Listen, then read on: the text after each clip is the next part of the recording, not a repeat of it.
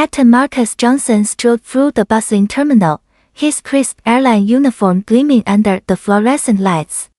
His captain's hat sat perfectly on his head, 4 gold stripes clearly visible on his sleeves. The morning rush was in full swing as he approached the crew security checkpoint.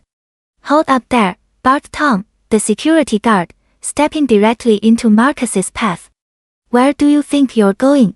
Marcus smiled politely, reaching for his credentials. "Good morning. I'm Captain Johnson, reporting for Flight 447 to Chicago." Tom barely glanced at the ID and pilot's license. "I don't think so, buddy. This area is for flight crew only." "Sir, I am flight crew," Marcus replied calmly, his voice steady despite the growing tension. Several crew members nearby began to notice the commotion, their conversations dying down as they turned to watch the unfolding scene. Sarah Martinez, a flight attendant with 10 years of experience, stepped forward with determination. "Tom, what's going on here?" "Captain Johnson is our pilot for today's flight." Tom crossed his arms defiantly. "Look, lady, I know what pilots look like, and this guy isn't one of them." Co-pilot Dave Thompson shuffled his feet nervously, clutching his flight bag. He opened his mouth to speak, then closed it again, his eyes darting between Marcus and Tom. The silence stretched uncomfortably. "Is there a problem here?" Kelly Stevens, the security supervisor, approached with authority. Her badge gleamed as she sized up the situation. "This man is trying to access the secure area without proper authorization," Tom explained smugly. Kelly examined Marcus's credentials with suspicious eyes. "These could be fake. Security protocols require additional verification for individuals like him."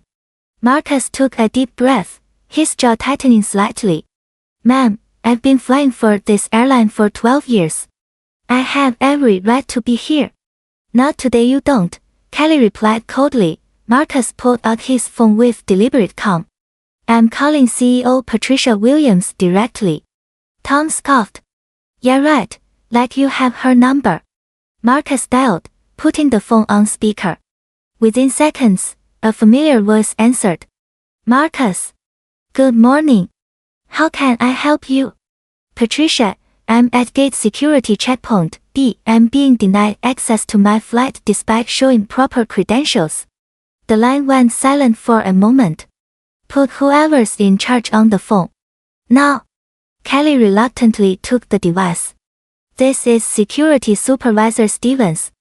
"Kelly, this is Patricia Williams, CEO of Continental Airways. You are currently preventing one of our most experienced captains from boarding his aircraft. Explain yourself immediately." Kelly's face drained of color.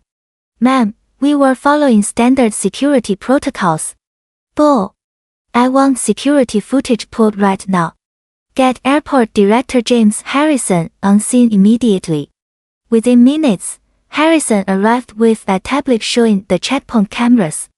The footage clearly showed Marcus presenting valid credentials while Tom refused entry without proper examination.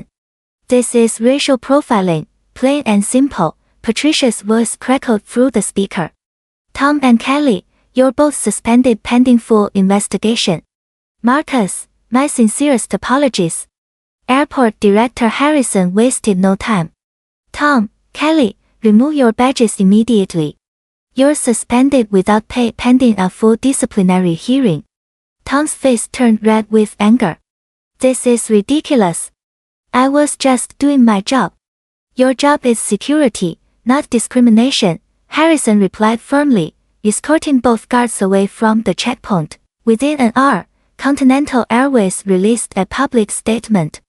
The airline's communications team worked swiftly, issuing a formal apology across all social media platforms and news outlets. Marcus found himself surrounded by reporters in the terminal lobby. Cameras flashed as he adjusted his captain's hat. "Today's incident highlights a problem that shouldn't exist in 2025, he said clearly. "No pilot, regardless of race, should face such treatment when reporting for duty." A journalist raised her hand. Captain Johnson, what changes do you want to see? Mandatory bias training for all airport security personnel, Marcus responded without hesitation. Clear protocols that prevent racial profiling. And accountability when these incidents occur. Patricia Williams announced immediate policy changes company-wide. New training programs launched within the week. Security contractors faced stricter oversight requirements. The incident sparked industry-wide conversations about equality and respect in aviation 2 hours later. Marcus confidently entered the cockpit of Flight 447. Co-pilot Dave approached him with genuine remorse. Captain, I should have spoken up earlier.